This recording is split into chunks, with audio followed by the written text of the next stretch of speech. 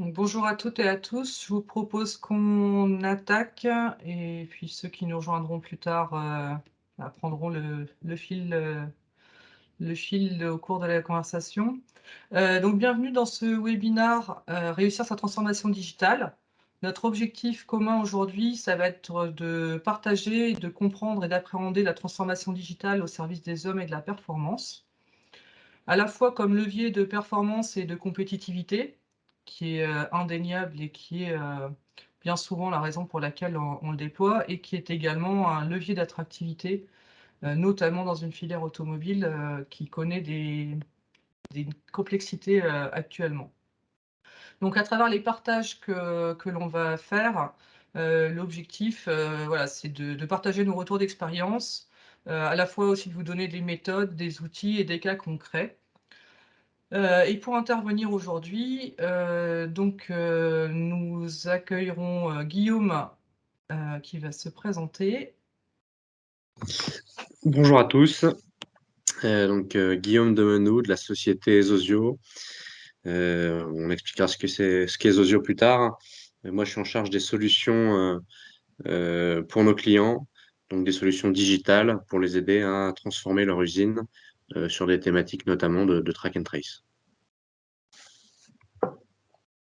Nous avons également Fabrice. Bonjour à toutes et tous. Moi, donc, je suis Fabrice Mayrault. Je suis en charge de la transformation digitale pour le site de Foressia Caligny, qui est maintenant associé au groupe Forvia, qui est l'association de Foressia et de Ella, un site allemand. Et donc Isabelle Foucault, moi je suis directrice industrialisation Lean et Digital Officer chez Nextmove, donc pôle de compétitivité et précédemment Digital Officer dans l'industrie automobile. Alors l'objectif, c'est de commencer à partager et de se dire par où et comment commencer, qu'est-ce qu'on fait, de quoi on est en train de parler. Donc la première chose à appréhender, c'est qu'une révolution industrielle est en marche, la quatrième. Et l'industrie en a déjà traversé 3 et on a la chance de pouvoir vivre cette transformation et d'être acteur de cette transformation, qui est la transformation à la fois digitale et celle qui est liée à la donnée. Ça commence par une prise de conscience. Prise de conscience que quelque chose est en train de se passer, et également une volonté de la direction d'emmener son équipe vers cette mutation en cours, saisir le train en marche et de partager une vision et de la construire avec son équipe. Alors, il faut aussi avoir conscience que le monde industriel change. C'est-à-dire que avant, on avait tendance à dire que le plus gros mangeait le plus petit, et maintenant, c'est le plus rapide qui mange le plus lent. Et l'entreprise doit s'adapter et elle doit gagner en agilité. Tout ça, ça se fait pas en partant de rien et sans base solide. C'est-à-dire que c'est vraiment quelque chose qui vient s'inscrire dans la continuité d'une démarche Lean et qui se veut être au service des hommes et de la performance, à la fois comme levier de compétitivité. C'est également quelque chose qui va permettre d'avoir une réactivité accrue, de permettre potentiellement de gérer une diversité accrue, et puis également d'être une source d'attractivité pour les salariés et attirer de nouveaux talents ou fidéliser des talents actuellement en poste. Alors, on a également, pour commencer, besoin de prérequis techniques, c'est-à-dire qu'une transformation digitale, ça se fait pas tout seul. Il va falloir des prérequis techniques. Il va falloir par exemple une couverture Wi-Fi, une couverture GSM. Si on veut commencer à faire de l'internet des objets, il va falloir choisir les types de protocoles, le type de matériel ou ce vers quoi on veut tendre. Et puis, il va falloir définir du matériel et sécuriser ce matériel pour pouvoir travailler de façon industrielle et sécurisée pour son infrastructure et son entreprise. Ensuite, ça va pouvoir toucher l'ensemble des domaines de l'entreprise. Donc, on va vous partager la roadmap qui a été co-construite avec plusieurs grands groupes pour partager en fait cette vision de ce qu'est la transformation au sein des usines. Donc, on a une partie en amont qui se fait au niveau de la partie ingénierie, là où on va concevoir les produits, les process, les moyens. Et puis ensuite, on a, tout ce qui va être opérationnel, donc process et maintenance, faciliter le quotidien des équipes, tout ce qui va toucher à la supply chain, tout ce qui va toucher aux fonctions support, et à la partie, lean office.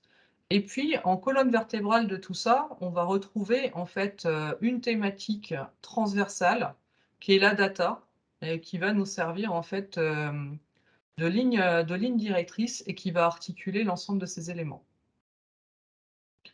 Alors c'est pareil, on va pas partir directement de ça pour construire sa façon de fonctionner. Il va falloir définir en fait, ce qui est pertinent et ce qui va avoir un impact sur la performance de l'entreprise. Pour ça, quand on fait du lean, on va partir du problème et on va partir du terrain. Et là, sur la transformation digitale, on va partir de la même manière. C'est-à-dire qu'on va concerter les équipes, on va analyser, on va prioriser et on va co-construire le maillage qui va permettre de construire non pas une démarche idéale pour faire joli, mais une démarche performante pour transformer l'entreprise, et pour qu'elle soit encore plus performante demain. Alors pour vous aider à transformer et à prioriser, on a créé un petit outil, qui est disponible, en ligne, qu'on va vous partager dans le lien de connexion, qui va vous permettre de situer votre entreprise sur une roadmap industrie du futur et de prioriser les axes qui vont impacter votre performance. Donc cette roadmap, elle va vraiment vous permettre de faire un 360°, que ce soit, sur la partie, vente et service client, marketing, achat, sur la partie support, donc finance, RH, conception informatique, ou sur la partie opérationnelle, production et supply chain. Ça vous permettra vraiment en fait de faire, un 360°. Alors ça se présente de la façon suivante, hein, vous avez un questionnaire en ligne qui vous permet de faire une première étape d'état des lieux pour définir où vous en êtes et ensuite en fonction de là où vous arrivez, de pouvoir définir quelles sont les prochaines étapes qui seraient pertinentes. Thématique par thématique, vous allez recevoir au fur et à mesure, un mail récapitulatif que vous pouvez intégrer à vos propres plans d'action et une fois que vous aurez terminé, vous recevrez une synthèse avec l'ensemble de la répartition de ce qui est pertinent pour vous. Ce que je vous propose, c'est qu'on passe sur un exemple.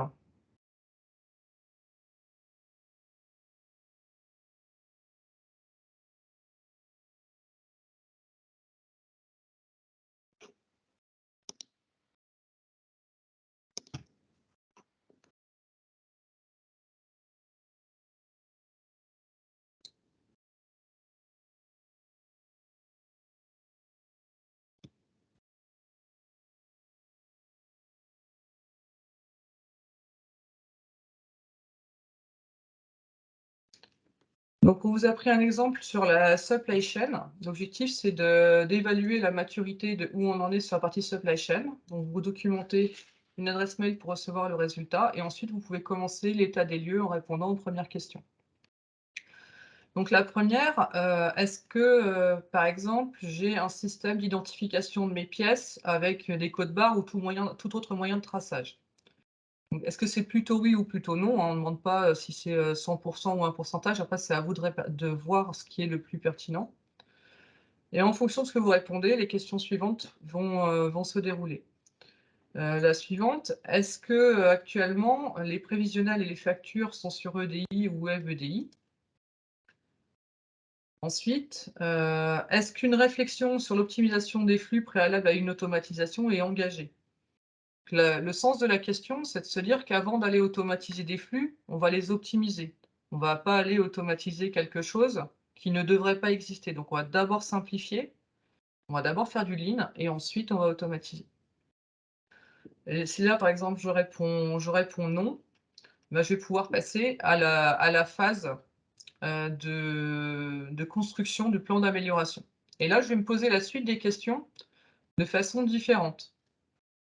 Est-ce qu'il serait pertinent pour mon entreprise de réfléchir à l'optimisation de mes flux et de les automatiser? Et après, c'est pas une obligation. Quelqu'un qui a relativement peu de flux avec, une massification de ses pièces, peut très bien répondre: «Non, je n'en ai pas besoin». Ensuite, est-ce qu'il serait pertinent d'avoir un logiciel de tracking pour connaître le statut des commandes fournisseurs et des commandes clients? Donc, je choisis en fonction de ce qui peut être pertinent pour mon entreprise. Ensuite, est-ce qu'il serait pertinent d'optimiser mes flux physiques et de les automatiser? Est-ce qu'il serait pertinent de passer dans une démarche zéro cariste? Et ainsi de suite. Et une fois que j'ai terminé, j'envoie mon formulaire et je récupère mes réponses pour construire mes propres plans d'action et réfléchir avec mes équipes comment je transforme chacun de ces axes qui m'a paru pertinent.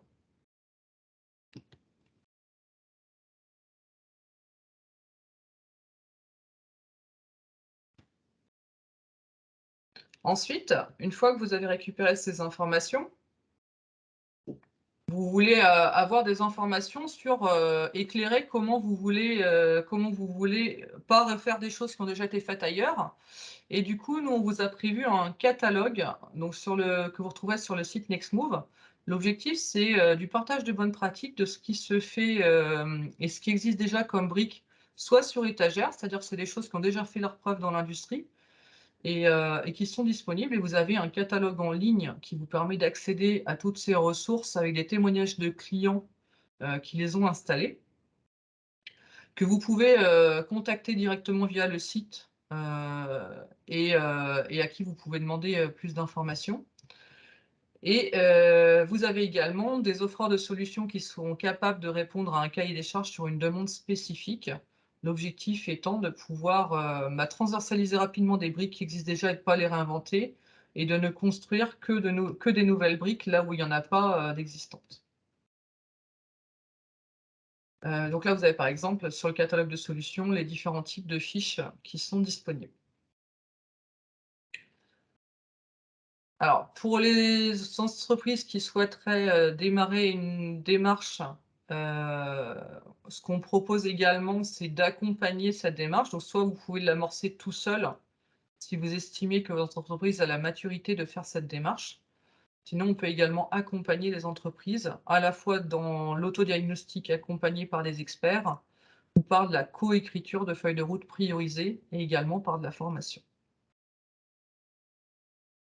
Ce que je vous propose maintenant, c'est, donc si vous avez des questions, de les inscrire au fur et à mesure. On a oublié de le dire au départ, mais, n'hésitez pas à écrire vos questions. On fera une session de questions-réponses à la fin. Et puis, j'invite maintenant Fabrice à vous partager le retour d'expérience du site de Caligny.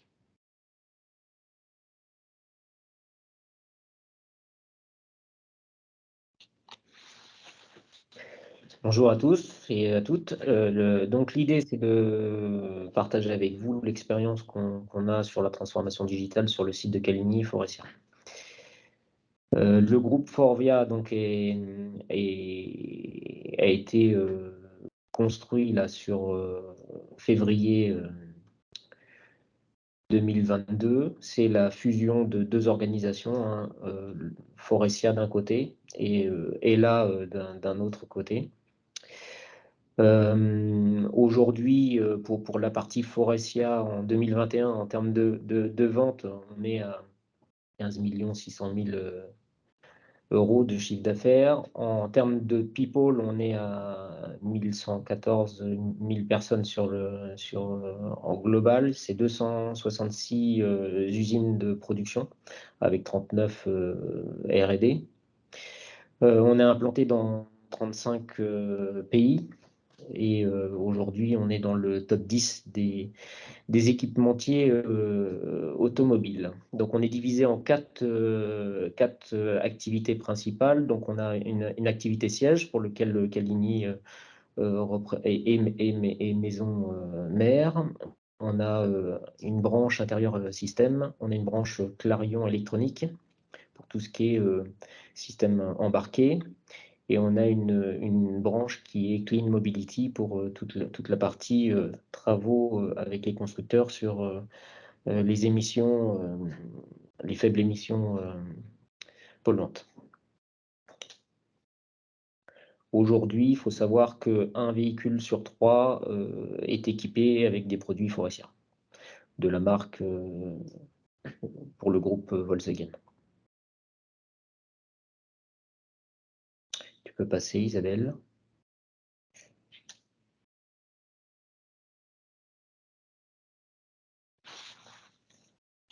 C'est bloqué sur le slide. Normalement, on est passé à l'historique de Caligny. Ah. Alors, l'historique de Caligny,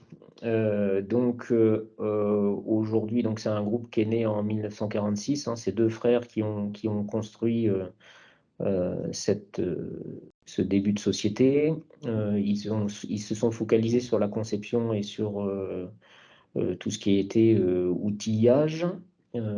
Ils ont, sur une vingtaine d'années, travaillé à la conception d'outils. Et ils ont développé les premiers mécanismes de siège. Donc, les mécanismes de siège, c'est des systèmes de réglage qui viennent ajuster le siège dans toutes les directions dans le véhicule. Fort de ça, Faurecia s'est transformé et a été racheté par le groupe Bertrand Faure pour devenir Bertrand Faure Équipement. Puis, il y a eu une fusion avec le groupe CIA pour donner Faurecia. Et puis, donc, de cette année, depuis février, nous sommes le groupe Forvia.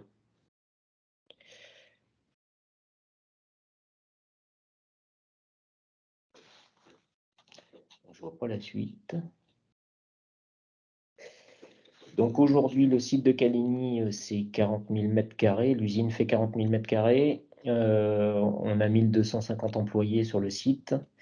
Nous avons également des étudiants pour 80 postes en termes d'étudiants. Et aujourd'hui, en termes de production, on est à 75% en production à l'export actuellement. Vous voyez également sur la photo, il y a un centre d'essai dynamique et puis aussi le centre R&D. Et on a aussi sur le site la chance d'avoir deux écoles, donc l'ENSICAN et puis également une autre école que je vais mentionner plus tard. Donc le centre R&D, c'est 8000 m², on a 384 employés. Aujourd'hui, on pilote l'ensemble des usines du groupe sur l'activité mécanisme depuis ce centre R&D. Donc que ce soit en termes de développement de produits, process, et on accompagne les équipes dans le monde.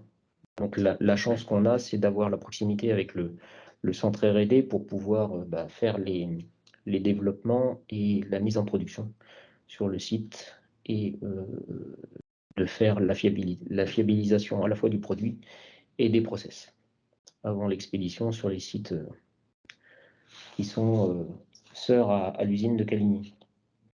Donc on a parlé de l'ENSICAN, donc on a la chance d'avoir au sein de l'usine une branche de l'ENSICAN où on focalise sur un diplôme d'ingénieur en structure et matériaux. Et donc ça nous permet d'avoir un volant d'apprentis sur cette branche d'activité. Et on a depuis cette année, enfin depuis l'année dernière, l'Institut Lemonnier qui également a une branche localisée chez Faurecia à Caligny et pour se focaliser sur les mécatroniques. C'est une nouvelle activité produite sur le site de Caligny et également sur la robotique pour continuer et accélérer notre transformation sur le site Faurecia Caligny.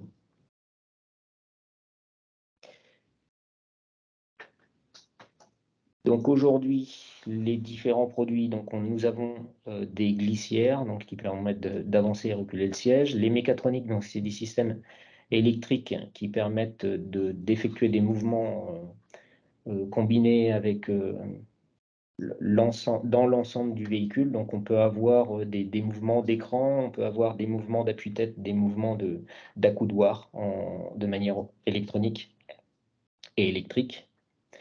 Nous avons aussi des mécanismes manuels comme les poignées à pompage, les articulations qui sont à la fois électriques ou manuelles.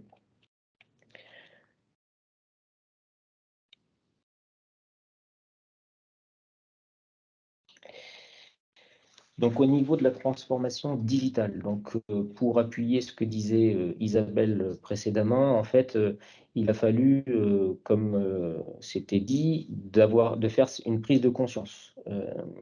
Donc ça a été la première étape pour le site de Caligny.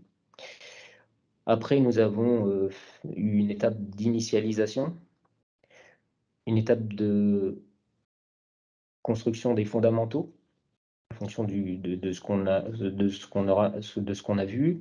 Et puis, bien évidemment, tout ça, c'est focalisé et appuyé sur notre référentiel Lean pour donner un Lean digital.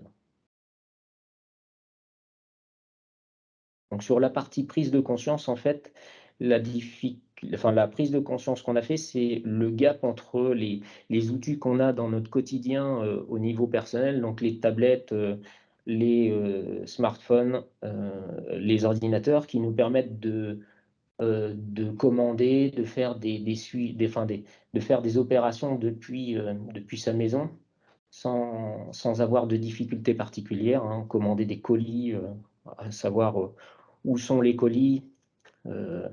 Et ça, c'est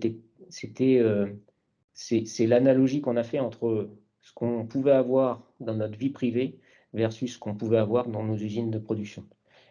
Et donc, ça a vraiment été le point crucial parce qu'aujourd'hui, le pilotage était fait par le papier.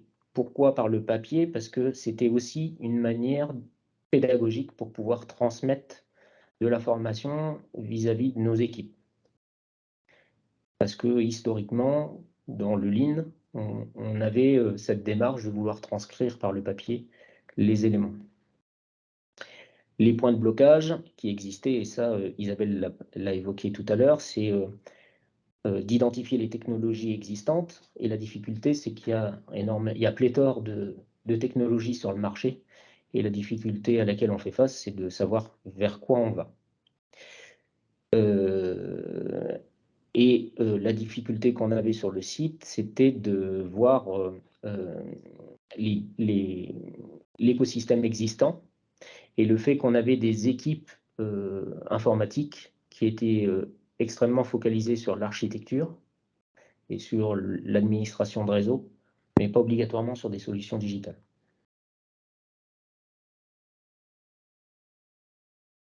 Donc le premier objet, ça a été de rencontrer des startups.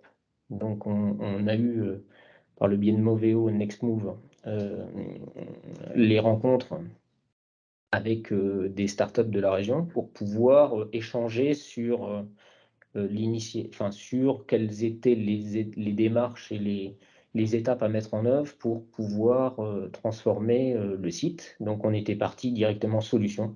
Comme nous sommes des ingénieurs et des techniciens, nous avons focalisé solution avant de focaliser usage. Donc il y a des nouveaux termes qui sont rentrés dans notre vocabulaire. Donc on a parlé de notion d'usage et de développement agile.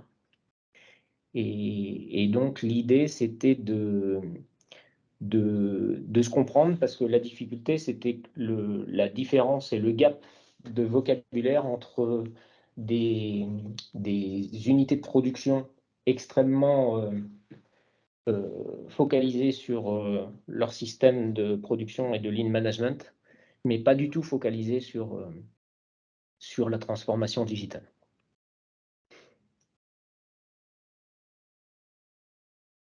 C'est bon, Isabelle.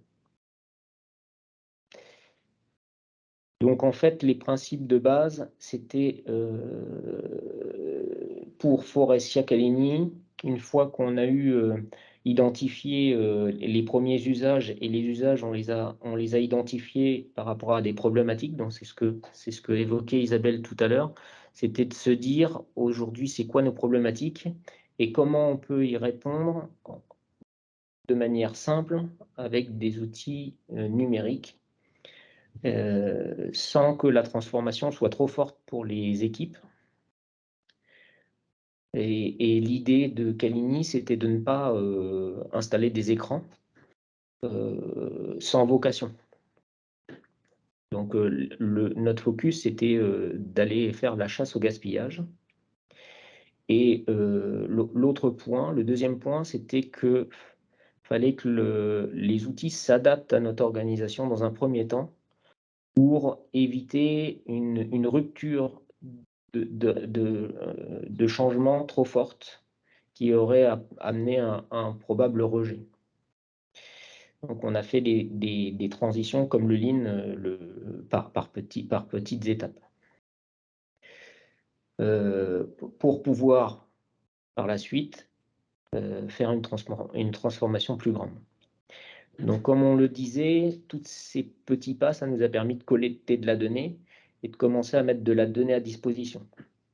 Et ce qu'on a vu, c'est que au travers de notre transformation, les gens avancent avec des vitesses différentes les uns des autres, des cultures différentes les uns des autres. Et si on ne coordonne pas l'effort pour mettre des règles standards au niveau du site, on se retrouve avec des gens qui avancent à des rythmes différents et des systèmes qui sont différents. Et résultat des courses, on crée des silos de données qui sont cloisonnés et dans lesquels on peut avoir des données qui sont censées être les mêmes, mais qui ne sont pas obligatoirement mis à jour en même temps. Résultat des courses, on crée des divergences et on crée des écarts dans l'analyse.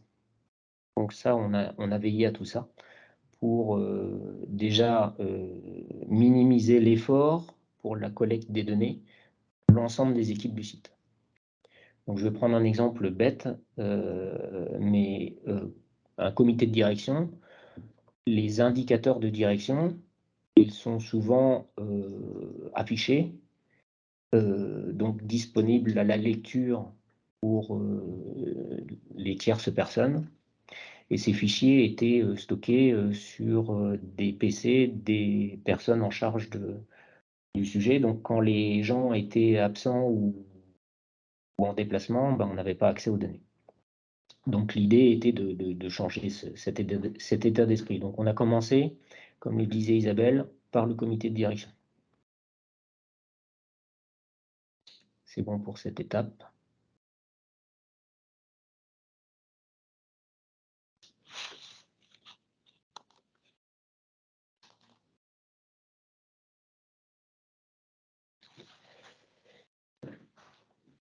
Alors, on a bien évidemment focalisé sur la chasse au gaspillage. Donc, à Caligny, on a commencé par les équipes de production.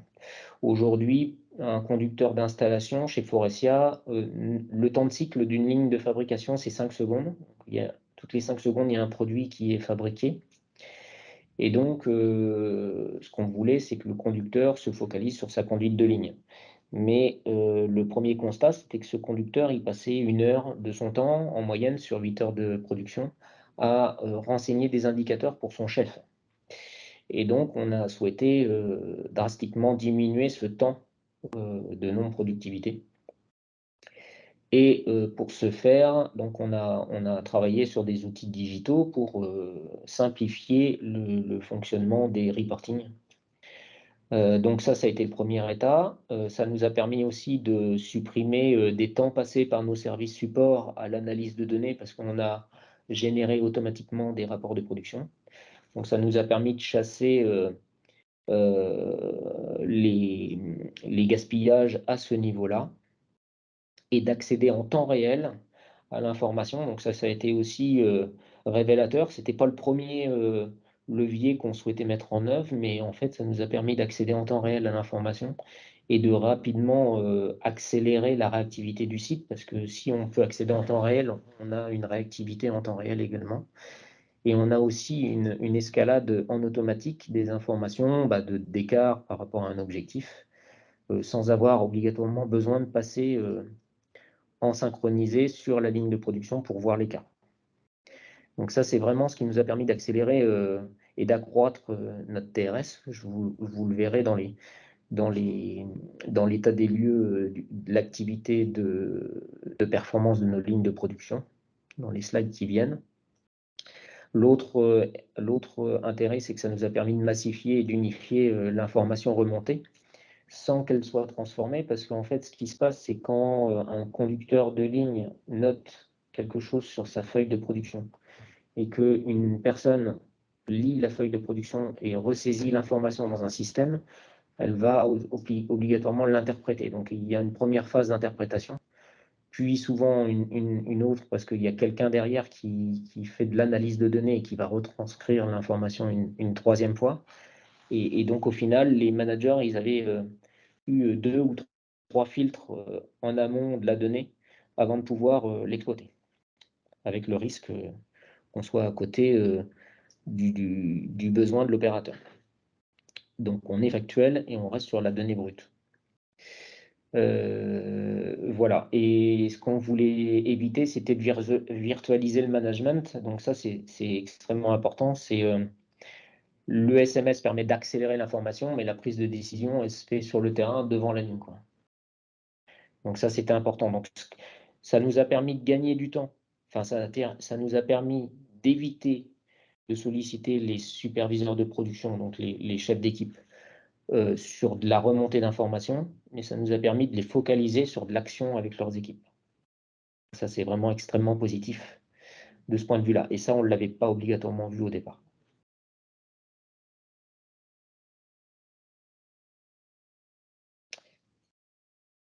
Slide suivante. Donc en fait, si je résume, on a eu en 2016 des initiatives locales avec des startups. Ensuite, on les a validées, donc ça a été des échanges pour des prises de conscience de la transformation numérique. On a, au travers de preuves de concept, dans des maquettes digitales qu'on a mis dans l'atelier, pour lesquelles on a exécuté des choses. Donc ça nous a permis de valider des preuves de concept pour amener à des usages concrets. Et on a pu mettre ces preuves de concept au catalogue Foressia pour qu'on arrive dans une phase de standardisation et de déploiement en 2019 au sein des usines du groupe Foressia. Et puis, on est actuellement dans une phase de standardisation et comme la collecte de données grandit, on commence à expérimenter depuis déjà 1 an et demi de la data science pour apporter une aide aux opérationnels sur des dérives ou sur des sources d'amélioration potentielles basées sur les données extraites de nos différents outils.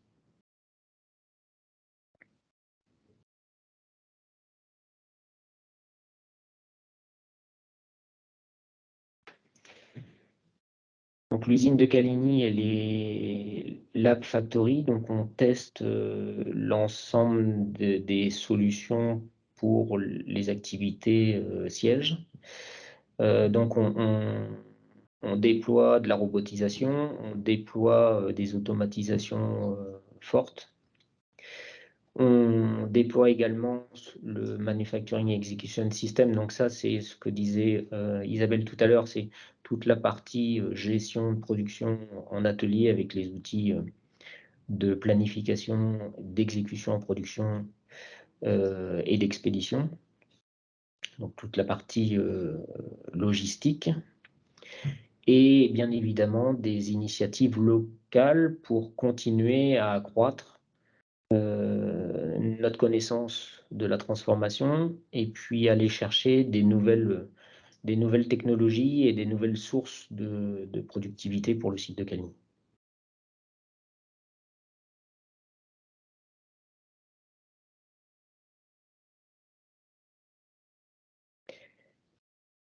Donc la robotisation, vous avez des robots sur des stations laser pour déposer des pièces, manipuler des pièces. Des robots également toujours pour faire de la manipulation de pièces sur des chaînes, des procédés de peinture, donc peinture cataphorèse. Vous avez aussi des co-robots. Donc les co-robots, c'est des robots qui sont intégrés sans sécurité nécessaire et qui sont complètement intégrés dans l'environnement à côté d'opérateurs. Donc, c'est des robots qui peuvent évoluer à proximité de personnes sans risque potentiel. Donc ça nous a permis de constater que sur des opérations extrêmement pénibles, donc on les a focalisées sur des opérations où on avait des problématiques d'ergonomie et de sécurité pour les opérateurs, parce que c'est des postes où on avait besoin d'avoir des fréquences de changement pour éviter que les gens aient des traumatismes au niveau des membres, des mains entre autres. On est obligé de changer, de faire des remplacements de pause toutes les heures. Donc on a transformé l'essai en mettant des robots collaboratifs à proximité des équipes. Et donc ils ont été bien accueillis. Et le focus qu'on voit, c'est que le robot, en termes de productivité, il est au rendez-vous. Et ça permet aussi aux équipes une polyvalence plus grande, parce que sur cette activité-là, ils n'ont pas besoin de prévoir du personnel. Donc c'est plutôt bien accueilli par les équipes.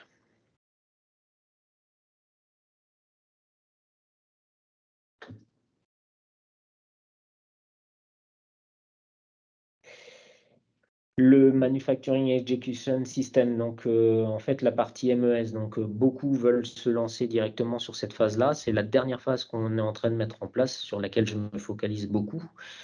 Donc c'est la synchronisation, ça c'est le vœu pieux de tout directeur d'usine, de pouvoir synchroniser complètement son usine avec le système de gestion production.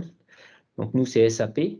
Et donc, on a des outils qui viennent s'interfacer avec SAP pour pouvoir permettre ça. Donc, on a MIP. Donc, c'est un outil pour gérer le planning et le PIC PDP. Nous avons un outil qui s'appelle Preactor pour faire le planning de production. Donc, c'est l'étape d'après. Une fois qu'on a validé le PDP pour la semaine suivante, on fait le planning détaillé, référence par référence, client par client.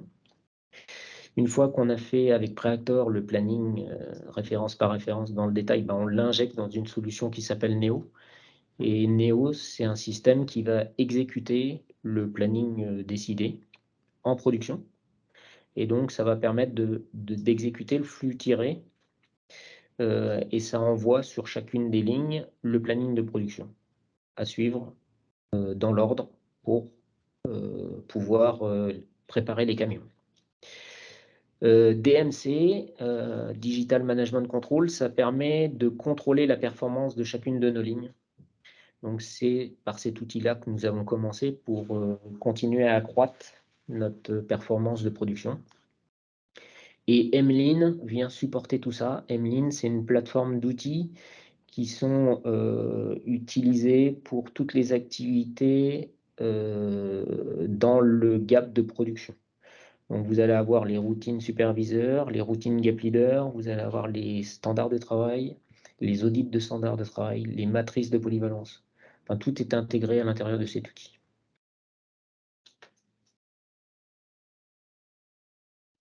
Donc, tout ça, ça s'appuie sur un référentiel FES. Donc, le Lean Management pour Forestia. Donc, le FES, c'est sa pyramide de base, hein, c'est les équipes et la stabilité des conditions. Donc, ce que vous voyez en vert tout en bas. Et puis, vous avez trois piliers, hein, les conditions de juste à temps, le fait de construire la qualité au milieu, et puis l'efficience. Ça, c'est les trois piliers. Et tout ça pour driver, pour pouvoir conduire l'amélioration en dessous de la pyramide. Et puis, cette pyramide, c'est pour continuer à être compétitif, soutenir la compétitivité et puis accroître les talents sur le site. Donc tout ça, je pense que tu peux cliquer, ça doit bouger. Voilà.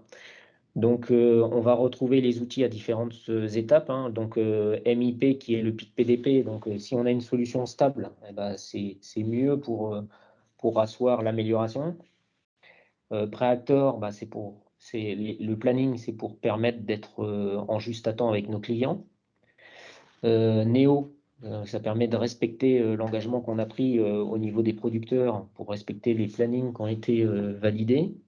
Et puis Emlin, donc c'est l'outil qui vient supporter l'amélioration à tous les niveaux de la pyramide. Et donc les initiatives locales. Vas-y, je te laisse continuer. Donc les initiatives locales comme la géolocalisation qui vont nous permettre d'accroître et d'accélérer notre amélioration sur le site.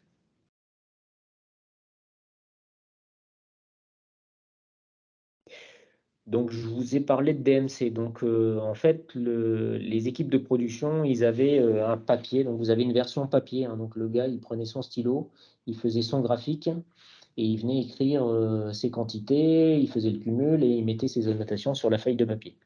Donc, on est passé par une phase digitale, une version non connectée, mais qui a été développée en un mois avec les sociétés locales de la région, là. Et qui nous a permis de tout de suite gagner des points de TRS, hein, parce qu'on a gagné 5 à 6 points de TRS sur chacune de nos lignes, rien qu'en faisant cet exercice-là. Et puis, cet outil local, il nous a emmené, il nous emmène encore, hein. Il est toujours sur le site, sur certaines lignes non connectées.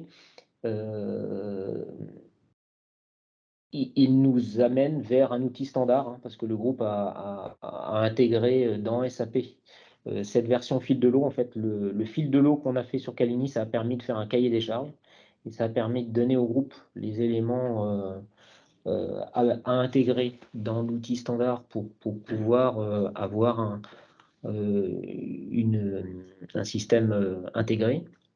Le fait d'être passé sur un système intégré, donc ça nous a permis également d'accroître notre productivité, parce que si vous regardez, hein, depuis 2018 jusqu'à fin 2021, là, on a gagné 9 points de TRS sur les lignes, donc 6 points avec notre version locale qui a peu changé les habitudes des gars. Ça a même été extrêmement bien pris en compte par les équipes de production. Ça a été un peu moins bien vécu par les équipes qui étaient en charge de l'analyse parce qu'ils se sont sentis déchargés de l'information. Donc, ils ont eu un peu de mal. Il y a eu 4 à 5 semaines où il a fallu batailler pour travailler avec eux sur le fait que ça leur faisait gagner du temps sur l'analyse et que ça leur faisait plutôt focuser sur l'action. Donc, cette transformation, elle a vraiment été très, très intéressante.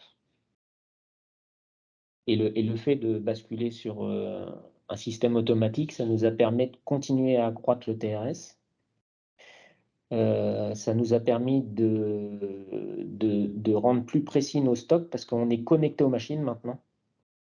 Donc en fait, c'est la machine qui déclare les pièces bonnes.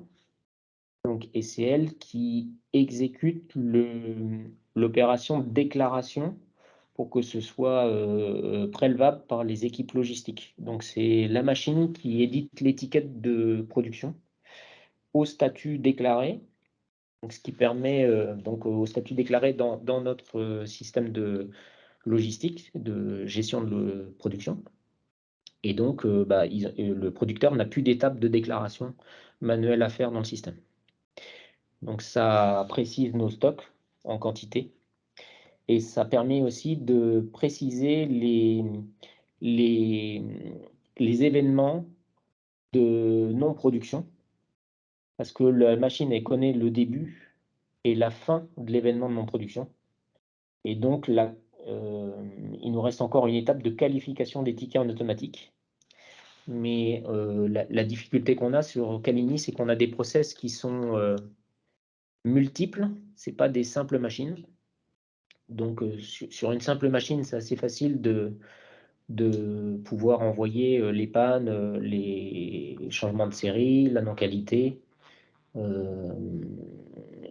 via l'automate de la machine. Par contre, sur une ligne multiposte, les règles pour savoir si on a des pannes simultanées sur plusieurs postes, quelles pannes on privilégie dans le rapport de production, est-ce qu'on cumule la totalité des pannes, La difficulté, elle est là parce que en termes de ratio, à la fois dans l'activité de traitement du non-TRS, ça peut perdre les équipes. Et ça, c'est extrêmement compliqué. Donc cette étape-là, on ne l'a pas encore franchie. Mais aujourd'hui, ça nous permet d'améliorer la qualité de nos données sur les micro-stoppages, enfin les micro-stops là. Ça nous permet de suivre le temps de cycle des machines en temps réel. Et on commence à faire de l'analyse qualité prédictive avec de la détection d'écart. Et ça nous permet aussi de faire une traçabilité, de commencer à cranter pour faire une traçabilité unitaire de nos pièces.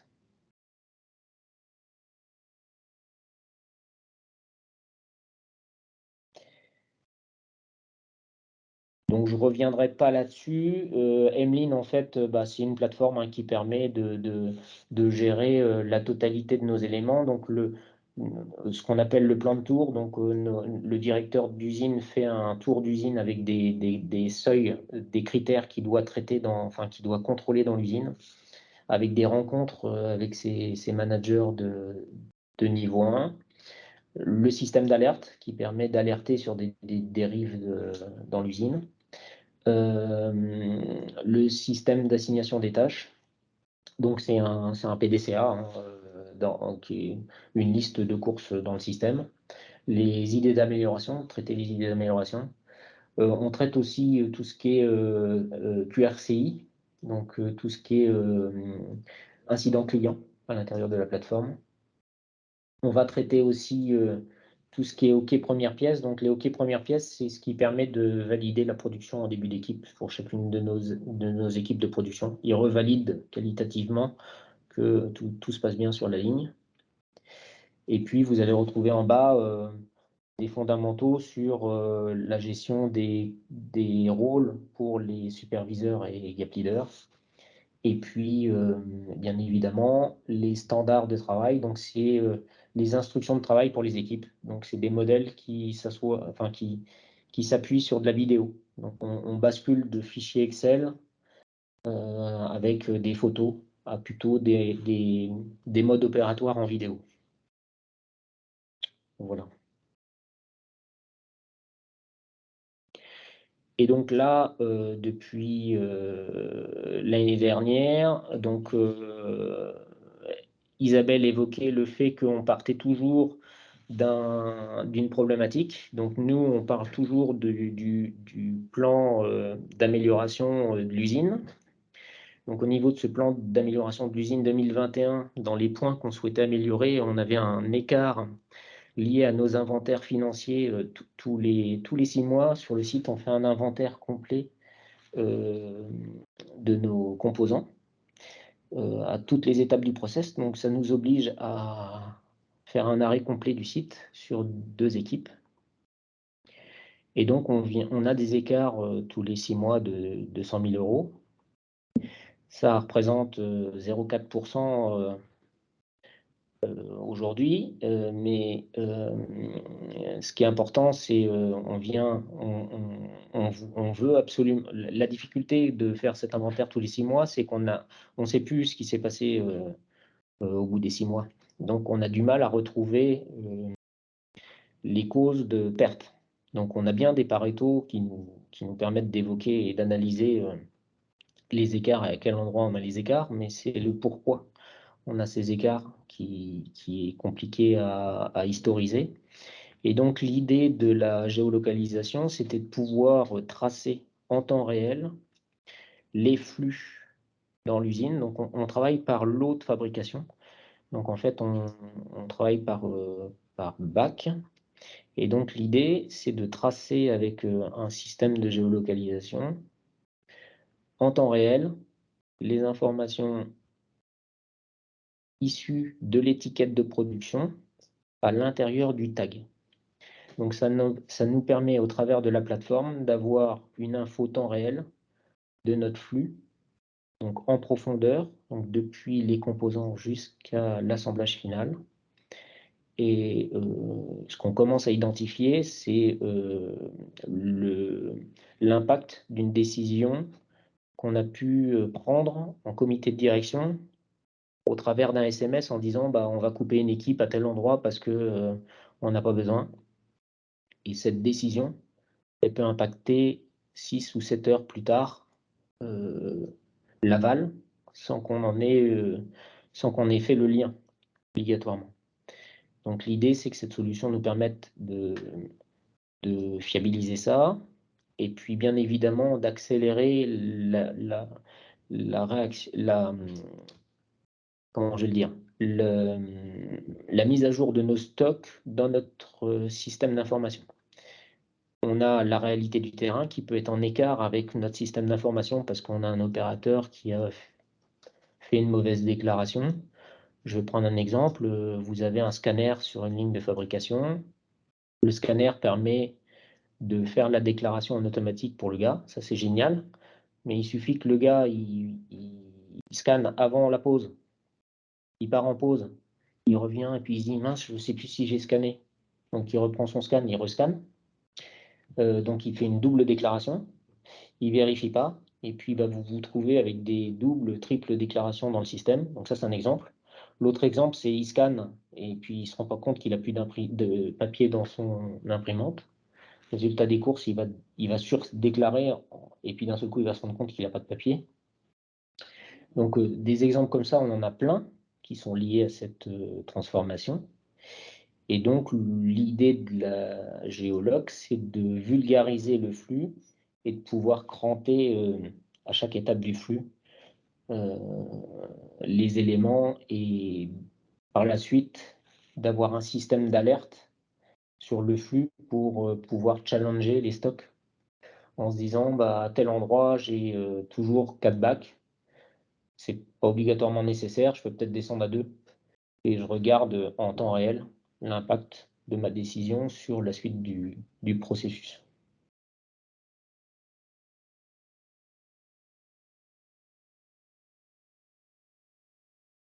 Voilà pour la géologue.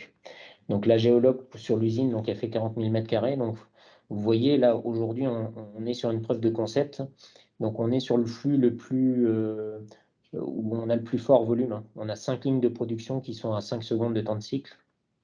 Donc on est sur du 6 000 pièces, enfin entre 5 et 6 000 pièces par équipe sur chacune de ces lignes.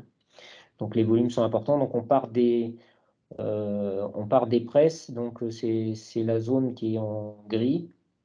Donc la première flèche qui est en bas du graphique. Donc après on part au traitement thermique. Puis après on va sur les lignes d'assemblage pour aller après là où on voit les camions qui sont en périphérie en haut de la slide. Donc on est sur la partie expédition. Donc on couvre un bon tiers de l'usine avec le système.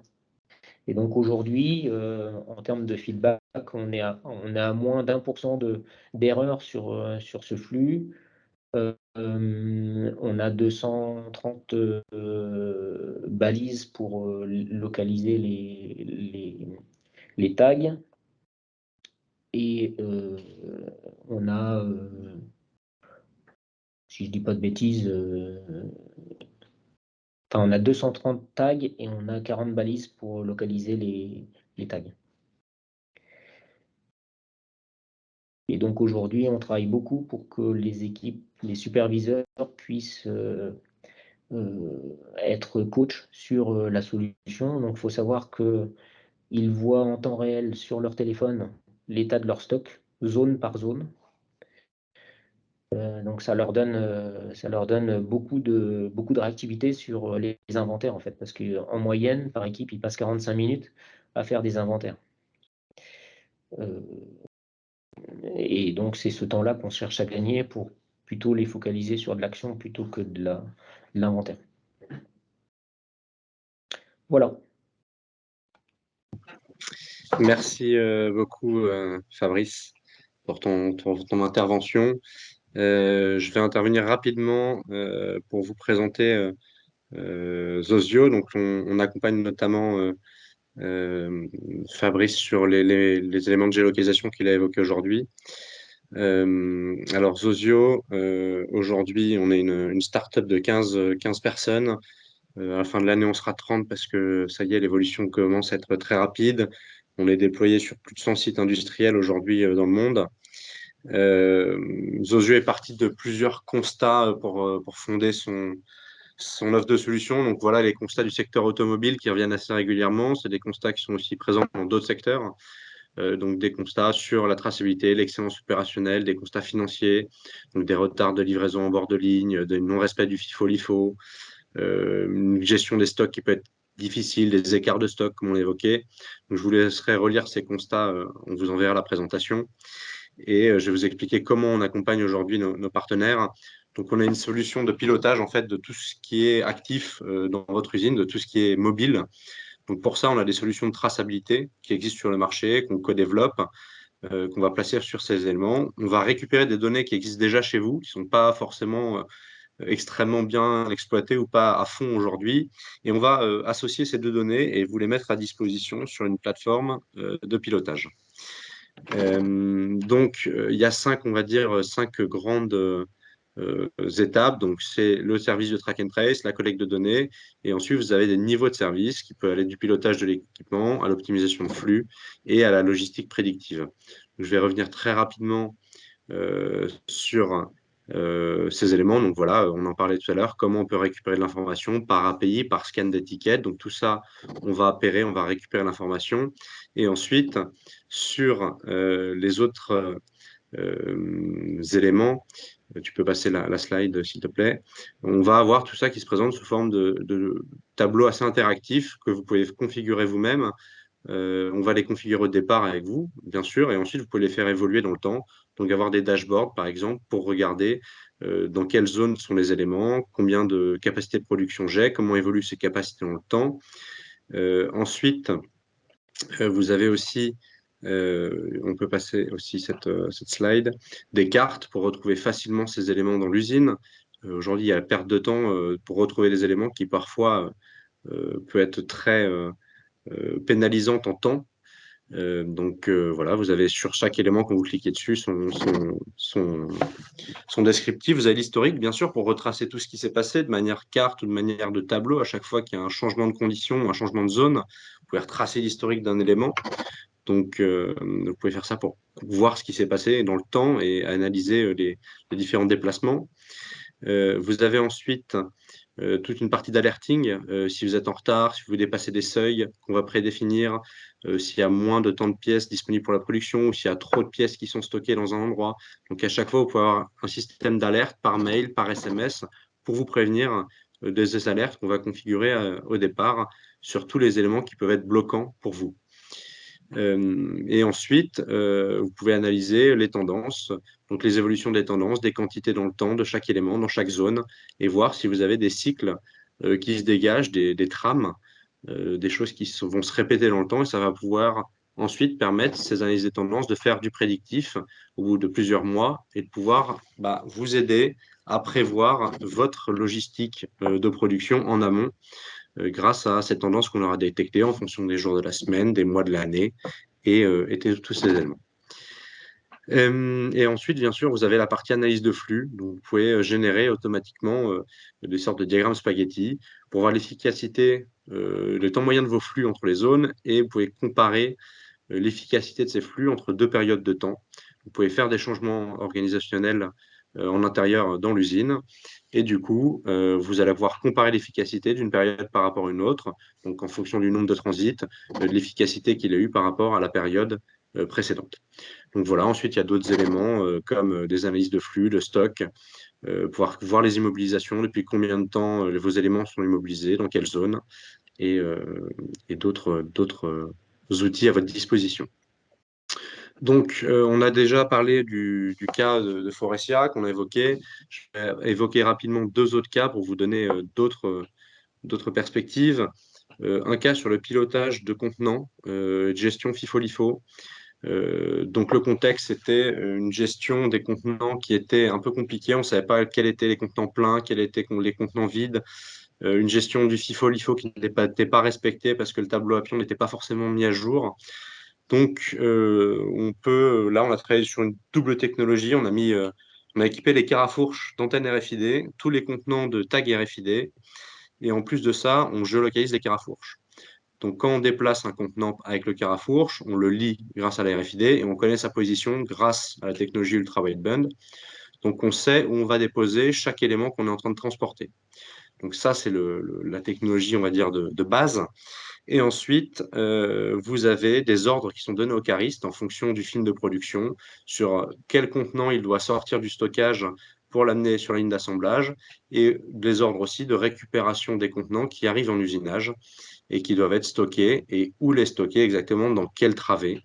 Donc voilà, c'est du gain de temps pour les opérateurs de carafourche, on va dire, un moyen d'éviter les erreurs de livraison sur la chaîne d'assemblage. On est sûr de livrer le bon élément. Si on déplace un mauvais élément, par exemple, on a tout de suite une alerte qui arrive sur la tablette.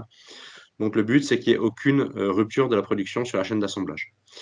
Et pour vous donner un autre exemple on va dire assez différent, on va être sur la géolocalisation des trains logistiques. Le but, c'est d'analyser les temps de cycle de ces trains logistiques dans un premier temps, donc pouvoir collecter toutes les données, voir si les temps qui ont été prévus, on va dire, estimés au départ, sont bien respectés et pouvoir les réajuster et être au plus proche de la réalité. Mais c'est aussi pouvoir, en voyant tous ces temps de passage, comprendre les goulots d'étranglement qu'il peut y avoir en relation avec d'autres engins qui peuvent se promener dans l'usine, des AGV, des carafourches. Donc détecter ces zones de coactivité, comprendre pourquoi il y a du retard. Et dans un deuxième temps, quand la solution est, on va dire, optimisée, c'est pouvoir alerter quand même en cas d'imprévu la chaîne de production qu'il va y avoir du retard et pouvoir le savoir 10-15 minutes avant et pouvoir du coup mettre des actions correctives en place pour éviter un retard d'approvisionnement. Donc voilà, je suis passé assez rapidement parce qu'on s'approche, on a même dépassé le temps qu'on s'était donné. Donc on vous enverra cette présentation et vous pourrez bien sûr nous poser vos questions avec grand plaisir. Je ne sais pas si on a eu des questions d'ailleurs. Oui, nous avons eu une question de Monsieur Didier Boll-Redat. La transformation digitale concerne surtout la collecte de data, son analyse et potentiel changement de modèle de fonctionnement. Quel est finalement le lien avec le lean manufacturing? Cela ne serait pas plutôt un changement de paradigme et du coup, comment appréhender cela? Belle question. Je vais peut-être préciser, excusez-moi, je me permets de préciser parce qu'effectivement, en tapant la question, c'est pas très très simple. Mais en tout cas, dans la présentation de Forestia, on a vu en 2021 cette notion de data scientist. Et je crois, en ayant discuté avec différents industriels, qu'il y a peut-être une révolution là autour. Et je voulais un petit peu voir, voilà, est-ce que finalement de se rapprocher du lean, c'est peut-être pas se tromper dans la transformation digitale et que les outils aujourd'hui, alors je compare, aujourd'hui, je n'ai pas suffisamment de connaissances sur les métiers de data scientist, mais il semblerait, pour avoir, voilà, pour être black belt, comprendre que la difficulté à, à comprendre les interactions entre différentes données est complexe et qu'aujourd'hui, les outils de la transformation digitale pourraient nous permettre, en tout cas, de faire des corrélations beaucoup plus puissantes que ce qu'on est capable de faire intellectuellement, nous, en tant qu'ingénieurs. Et je voulais savoir si c'était... parce que finalement, pour moi, la transformation digitale, et je crois que c'est ce qui a été dit, c'est pas vraiment de robotiser ou d'automatiser, c'est vraiment de passer un cran plus loin. Donc voilà, ma question, elle était là autour. Voilà, c'était juste pour avoir un petit échange. Pour moi, c'est vraiment d'emmener, c'est dans la continuité de la démarche Lean pour aller plus loin. En fait, c'est l'usine augmentée, c'est l'opérateur augmenté, c'est le manager augmenté. C'est comment on emmène plus loin, mais sur des briques, de systèmes robustes et mûrs. Donc le système Lean et la maturité Lean est essentielle pour que ça tienne debout et que ça serve à quelque chose, en fait. On va pas aller digitaliser des gaspillages, on va pas aller automatiser des gaspillages et on va pas exploiter de la data sur des choses qui ne servent pas. Mais on va vraiment, cranter et aller plus loin Parce que quand on collecte de la donnée en ligne pour faire de l'optimisation, de performance, ça consomme du temps et en gros, on va éliminer toute cette NVA et la traiter automatiquement pour apporter plus de valeur aux managers et aller plus loin sur la prise de décision. Alors, pour répondre sur la data science, en fait, on a lancé plusieurs chantiers de data science sur le site de Caligny pour nous aider sur la maîtrise de nos procédés, entre autres, sur des activités pour lesquelles on est reconnu en Europe, entre autres le découpage fin. Et ce qu'on souhaitait faire, c'était focaliser sur les paramètres process pour identifier des casses potentielles à l'intérieur de nos outillages, hein. C'est une boîte noire. Et donc, on a utilisé la data science pour vulgariser ça et donner des pistes de détection de défaillance. Et ça fonctionne. La difficulté qu'on a, c'est ça fonctionne avec des algorithmes complexes, des IA. Et l'analogie que je ferai, c'est la même chose qu'avec un système de localisation dans une voiture. Je maîtrise le terrain, je désactive le système de géolocalisation parce que je connais parfaitement les lieux, donc il n'est pas question que ce soit le système qui m'explique par où je vais passer, parce que j'ai décidé que je passerai par le centre-ville et pas par la rocade. Manque de bol, c'est qu'il y avait des travaux, mais j'ai quand même décidé d'arrêter le système. Et l'analogie que je ferai, c'est ça, c'est que les équipes de production ont des connaissances fortes sur l'outillage et ils ne font pas obligatoirement confiance dans la prédiction, même si la prédiction a des taux supérieurs à 90%. Donc on est à 96% exactement. C'est à l'étape dans laquelle on est sur ce type de procédé parce qu'on n'est pas capable de le démontrer par les mathématiques. Parce que les IA aujourd'hui, on ne sait pas comment l'algorithme présente le résultat.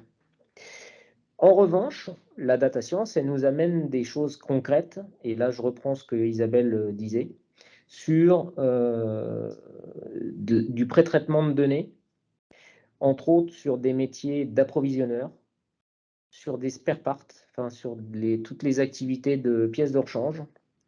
On est un site extrêmement technologique, donc on consomme beaucoup de finances en pièces de rechange. Et donc, on analyse avec des procédés de data science plutôt basiques les comportements des consommations de pièces de rechange en fonction des volumes de production.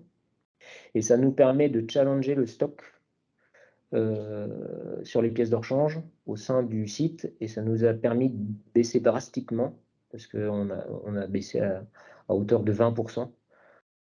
D'un point de vue financier, nos stocks capitalisés de pièces de rechange sur les outillages, entre autres. Donc ça, c'est une vraie piste d'amélioration et ça, on continue à travailler là-dessus. Donc on s'appuie sur les données capitalisées et enregistrées pour identifier des cas d'usage qui nous permettent d'alimenter des data scientists sur des projets de ce type-là. Donc, on a évoqué un projet sur les consommations de pièces de rechange. On se focalise aussi sur les temps de cycle parce que on est sur des procédés avec des temps de cycle courts. Donc, c'est important de travailler et de maîtriser nos temps de cycle sur nos lignes de production. Donc, on va lancer aussi des sujets sur de l'analyse avec des procédés de data science sur ça. Donc, aujourd'hui, la data science, elle permet ça. Je ne sais pas si ça répond un peu à vos questions sur le sujet, mais voilà, c'est toute l'analogie que je ferai en restant pragmatique sur la donnée. Du Six Sigma, on connaît parfaitement la culture Six Sigma, on en fait toutes les semaines. On a des revues poussées et tout est basé sur ça en fait. Mais le Six Sigma, il s'appuie aussi sur le Lean Manufacturing pour pouvoir progresser.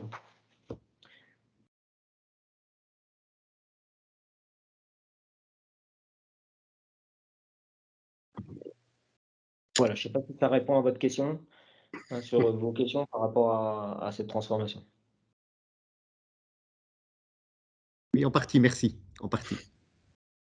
C'est un sujet vaste de toute façon, donc, mais C'est un sûr. vaste merci, sujet merci basé. en tout cas pour les exemples.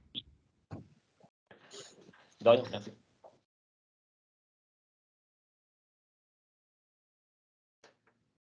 Est-ce que quelqu'un souhaite poser une autre question qui n'a pas été posée dans le chat?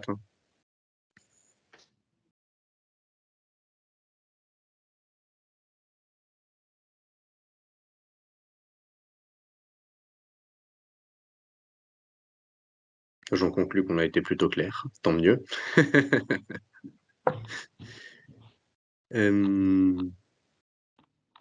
Merci à tous pour votre présence aujourd'hui. Merci Isabelle, merci Fabrice pour ces présentations. Et je pense qu'on pourra vous envoyer le replay et la présentation pour que vous puissiez la revoir. Oui, Oui, ça il est serait prévu bien. un replay de la présentation. D'accord. Oui. Merci beaucoup. Parfait. Merci à tous. Merci à Merci, tous. Bon Isabelle. après-midi, au revoir. À tous. Bon Au revoir. après-midi, au Merci. revoir.